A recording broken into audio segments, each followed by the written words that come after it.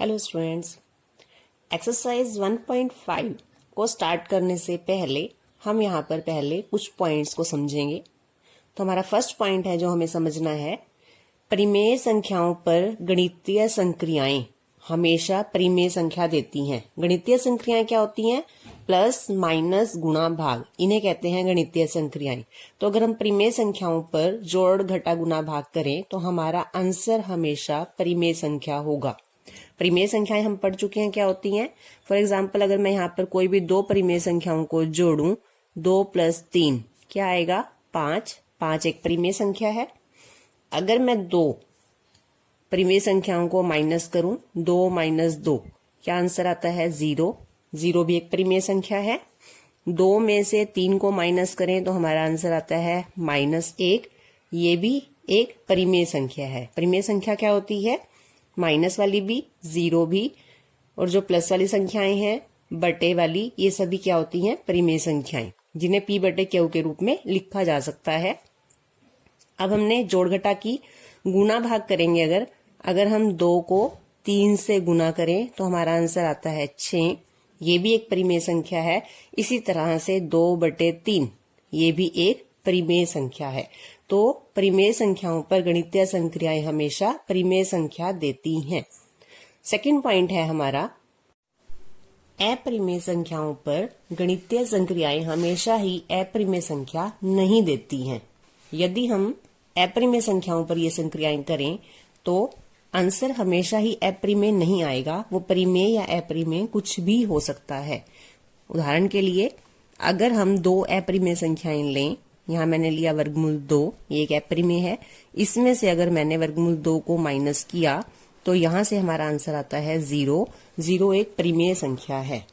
तो हमने यहाँ दो अपरिमेय संख्याओं को घटाया और हमारा आंसर है परिमेय संख्या।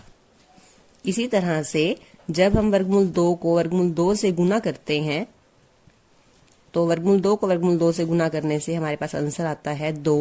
2 भी हमारे पास परिमेय संख्या है। लेकिन ऐसा नहीं है कि हमेशा ही आंसर हमारा परिमेय संख्या आएगा। अगर हम यहाँ पर वर्गमूल 2 को वर्गमूल 3 से गुना करें तो हमारे पास आंसर आता है वर्गमूल 6। वर्गमूल 2 वर्गमूल 3 दोनों अपरिमेय हैं तो गुना हो जाएगी, आंसर आएगा वर्गमूल 6। और ये भी क्या है? अपरिमेय संख्या। तो अपरिमेय संख्याओं पर जो गणितीय संक्रियाएं हैं वो आंसर परिमेय भी दे सकती हैं और अपरिमेय भी दे सकती हैं। अब इनके साथ साथ आपको कुछ बात और समझनी है यहाँ पर, कि अगर मुझे वर्गमूल 5 में से वर्गमूल 2 को माइनस करना है तो हम यहाँ पर हमारा आंसर वर्गमूल 3 नहीं आएगा। हम यहाँ पर वर्गमूल 5 में से वर्गमूल 2 को माइनस नहीं कर सकते। तो वर्गमूल वाली यानी अपरिमेय संख्याओं को इस तरह से नहीं घटाया जा सकता। तो ये हमारे पास ऐसे ही रहेगा, वर्गमूल 5 माइनस वर्गमूल 2। इसे हम घटाएंगे नहीं, यही हमारा आंसर रहेगा। और ये आंसर हमारा क्या है? अपरिमेय। यहाँ भी हमने 2 अपरिमेय को घटाया था, हमारा आंसर परिमेय आया था। यहाँ हमने 2 अपरिमेय को घटाया तो हमारा आंसर अपरिमेय है। इसी तरह से वर्गमूल 5 में वर्गमूल 2 को जोड़ा भी नहीं जा सकता। तो क्वेश्चंस करते समय इन बातों का ध्यान रखना है। वर्गमूल 5 माइनस वर्गमूल 2 ऐसे ही रहेगा, आप घटा नहीं सकोगे इसे। वर्गमूल 5 प्लस वर्गमूल 2, इसे भी वर्गमूल 7 नहीं लिख सकते, ये भी ऐसे ही रहेगा। लेकिन वर्गमूल 5 की वर्गमूल 2 से गुना की जा सकती है तो हमारा आंसर आएगा वर्गमूल 10। और वर्गमूल 5 बटे वर्गमूल 2, अगर हम इसे भाग करना चाहें तो हम इसे इस तरह से लिख सकते हैं, वर्गमूल 5/2। क्योंकि ये कटता नहीं है तो इसका आंसर 5/2 ही रहेगा। तो हमने यहाँ पर सीखा कि वर्गमूल 5 में से वर्गमूल 2 इस तरह से हम घटा नहीं कर सकते, इन दोनों को हम जोड़ भी नहीं सकते, और इन संख्याओं की हम इस तरह से गुना कर सकते हैं और इन्हें हम भाग भी कर सकते हैं।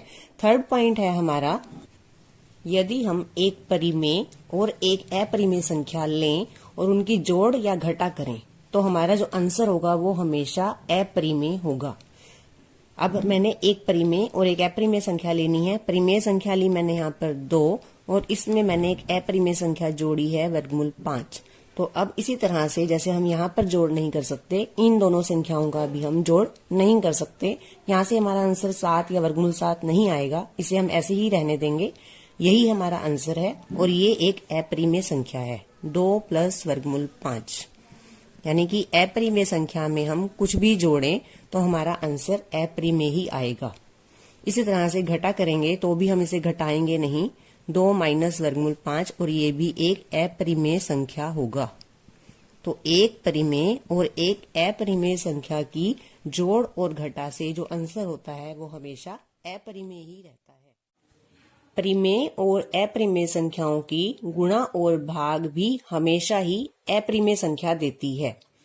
मैंने यहाँ पर एक अपरिमेय संख्या ली है 6 वर्गमूल 5, और इसे मैं अब गुना कर रही हूँ एक परिमेय संख्या से। तो हम गुना करेंगे, तो गुना कैसे करते हैं हम इसे, हमारे पास जो ये बाहर संख्या है इसकी हम गुना 2 से करेंगे, 6 की 2 से गुना करेंगे 12 वर्गमूल 5, तो इसका आंसर ये आएगा। हमें गुना करनी सीखनी है कि ऐसी संख्याओं की गुना हम कैसे करते हैं। 6 की गुना हम 2 से करेंगे 12 वर्गमूल 5, और ये क्या है हमारा जो आंसर है, ये एक अपरिमेय संख्या है क्योंकि इसके साथ वर्गमूल 5 है। इसी तरह से अगर मुझे वर्गमूल 5 की 2 से गुना करनी है तो मेरा आंसर क्या आएगा, मेरा आंसर आएगा 2 वर्गमूल 5। यहाँ पर आंसर वर्गमूल 10 नहीं आएगा, यानी 5 की 2 से गुना नहीं होगी क्योंकि ये एक अपरिमेय संख्या है और ये परिमेय संख्या है, तो 2 को बाहर लिखा जाएगा। यानी यहाँ पर 1 है, 2 एकम 2, 2 वर्गमूल 5, और ये भी आंसर क्या है, अपरिमेय संख्या।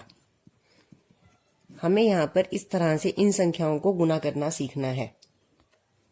अब हम 2 अपरिमेय संख्याओं की गुणा और भाग करना सीखेंगे। तो 2 अपरिमेय संख्याओं की पहले देखेंगे हम गुना कैसे करते हैं। 2 अपरिमेय संख्याएं लेंगे हम, यहाँ पर 2 वर्गमूल 5 को गुना करना है मुझे 3 वर्गमूल 5 से या 3 वर्गमूल 2 से। तो अब इन संख्याओं की गुना कैसे की जाएगी, 2 की गुना 3 से करेंगे जिन पर वर्गमूल नहीं है, ये हो जाएगा 6, और वर्गमूल 5 की गुना वर्गमूल 2 से करेंगे तो ये हो जाएगा वर्गमूल 10। तो इस तरह से 2 अपरिमेय संख्याओं की गुना करते हैं। और देखेंगे आगे, 2 वर्गमूल 5 की गुना अब हमें करनी है 3 वर्गमूल 5 से। पहले आप करोगे 2 की गुना 3 से 6, फिर आप करोगे वर्गमूल 5 की गुना वर्गमूल 5 से, तो ये हो जाएगा 5।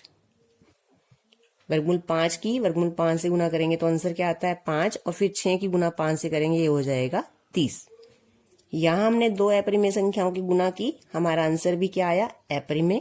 फिर हमने 2 अपरिमेय संख्याओं की गुना की, हमारा आंसर यहां से क्या आया, परिमेय। तो 2 अपरिमेय संख्याओं की गुणा और भाग से हमारा आंसर परिमेय भी आ सकता है और अपरिमेय भी आ सकता है।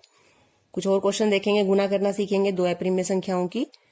8 वर्गमूल 3 गुना 3 वर्गमूल 3। 8 की गुना 3 से करेंगे 24, वर्गमूल 3 की गुना वर्गमूल 3 से करेंगे 3, फिर 24 की गुना 3 से करेंगे 72। अब भाग की कुछ देखेंगे क्वेश्चंस। अगर मुझे इन्हीं संख्याओं को भाग करना है, 2 वर्गमूल 5 को 3 वर्गमूल 2 से भाग करना है, तो ना तो ये दोनों आपस में कट रहे हैं ना ये दोनों आपस में कट रहे हैं, तो हमारा आंसर ऐसे ही रह जाएगा 2/3, और ये भी ऐसे ही रहेगा 5/2। दोनों के ऊपर ये वर्गमूल है। और देखेंगे आगे, 2 वर्गमूल 5 की गुना करनी है मुझे 4 वर्गमूल 5 से। वर्गमूल 5 से वर्गमूल 5 कट जाएगा, ये दोनों भी कट रहे हैं, इसको 2 से काटेंगे तो हमारा आंसर आएगा यहां से 1/2। और देखेंगे क्वेश्चंस को। 8 वर्गमूल 15 को भाग करना है मुझे 4 वर्गमूल 3 से। बाहर वाली संख्याएं दोनों भाग हो रही हैं तो इसे पहले काट लेते हैं। 2 वर्गमूल 15 के टुकड़े बनाएंगे, इसे लिखेंगे वर्गमूल 5 गुना 3, 5 3 15, और बटे में क्या है हमारे पास, वर्गमूल 3। तो यहाँ पे 2 वर्गमूल में क्या है, 5 गुना 3, और बाई में 3, ये 3 से 3 कट जाएगा, हमारा आंसर आएगा 2 वर्गमूल 5। इसे फिर से देखेंगे एक बार। हमारा क्वेश्चन में था 8 वर्गमूल 15 बटे में 4 वर्गमूल 3। ये दोनों संख्याएं बाहर वाली कट रही हैं आपस में, और फिर अब हमारे पास वर्गमूल 15 बटे वर्गमूल 3 है, तो हम 15 को यहाँ, क्योंकि ये दोनों संख्याएं वर्गमूल में है, इन दोनों को भी आपस में काट सकते हैं। इसको ऐसे भी कर सकते हैं, एक बार फिर से देखेंगे इसको। 8 वर्गमूल 15 बटे 4 वर्गमूल 3, 4 से इसको काटेंगे, ये आ गया 2। इसे एक ही बार वर्गमूल में लिख लो, 15/3। और ये दोनों भी कट रहे हैं आपस में, तो इसे काटेंगे 5, तो हमारा आंसर आएगा 2 वर्गमूल 5। तो इस तरह से हम अपरिमेय संख्याओं को भाग करेंगे और इस तरह से हम अपरिमेय संख्याओं की गुणा करेंगे।